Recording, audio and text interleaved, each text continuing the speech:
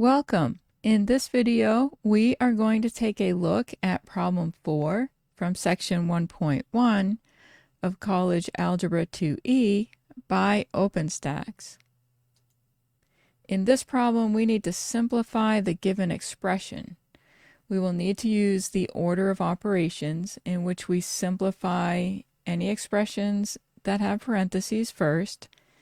Then we simplify any exponents. Next comes simplifying multiplication and division, reading from left to right. And then we do the same with addition and subtraction, again going from left to right. So let's write our problem. We have 10 plus 2 times the quantity in parentheses 5 minus 3.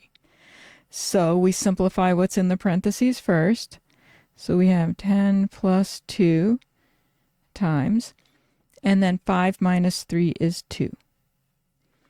Now, going from left to right, we have an addition and we have a multiplication. So we do the multiplication first. So we have 10 plus, and then 2 times 2 is 4. All that's left now is the addition, and so we do that, and 14 is our final answer.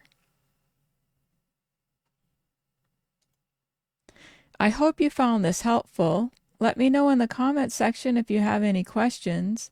Thank you for watching, and I'll see you in the next one.